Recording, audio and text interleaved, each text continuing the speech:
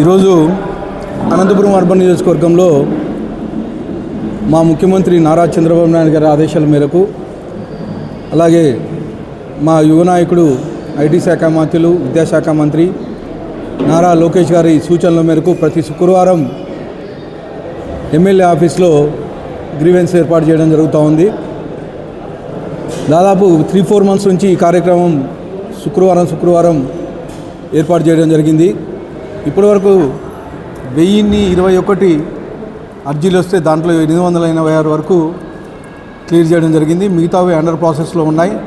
ముఖ్యంగా గత 5 ఏళ్లలో గత ప్రభుత్వంలో మేము తెలుగుదేశం లబ్ధిదారులని, తెలుగుదేశం సానుభూతి పరులని మా పెన్షన్స్ తీసేశారు, అలాగే మా రేషన్ కార్డ్స్ తీసేశారనే సమస్యలు ఎక్కువగా వస్తున్నాయి. అలాగే టిడ్కో హౌసెస్ మా దగ్గర 25,000 కట్టించుకున్నారు, 50,000 కట్టించుకున్నారు. ఇంతవరకు మాకు హౌసింగ్ అలాట్ చేసిన ఇది లేదని చెప్పేసి చెప్పడం జరిగింది. అలాంటి అర్జీలు దాదాపు 80% అవే ఉన్నాయి. అంటే గత ప్రభుత్వంలో ఇబ్బంది పడిన వాళ్ళవే ఉన్నాయి. ఈరోజు ఈ 20 నెలల కాలంలోనే అనేకమైనటువంటి సమస్యలు పరిష్కారం చేశాం.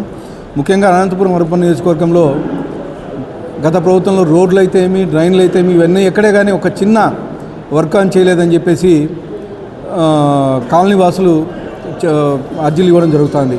ఈ 20 నెలల కాలంలోనే దాదాపు 130 కోట్ల రూపాయలతో అభివృద్ధి కార్యక్రమాలు చేసి అనేకమైనటువంటి రోడ్లు అయితే ఏమి, అలాగే డ్రైన్లు అయితే ఏమి, ఇవన్నీ ఏర్పాటు చేయడం జరిగింది. ఇవే కాకోకుండా ముఖ్యంగా డంపింగ్ యార్డ్ గత 30-35 ఏళ్ళ నుంచి పెండింగ్ ఉన్నది. డంపింగ్ యార్డ్ కానీ త్వరలోనే క్లియర్ చేసి అక్కడ ఒక ప్రాసెసింగ్ యూనిట్ తీసుకొచ్చేసి తడి చెత్తను పొడి చెత్తను వేరు చేసే ప్రాసెసింగ్ యూనిట్ తీసుకొచ్చి, అంటే చెత్త అనేది ఇంకెక్కడే కానీ నిల్వ ఉండదు, ఏ రోజుకి ఆ రోజు క్లియర్ చేసుకుంటూ ఏర్పాటు చేయడం జరుగుతుందని చెప్పేసి తెలియజేస్తూ ఈ అవకాశం ఇచ్చిన అందరికీ ధన్యవాదాలు తెలుపుకుంటున్నాను.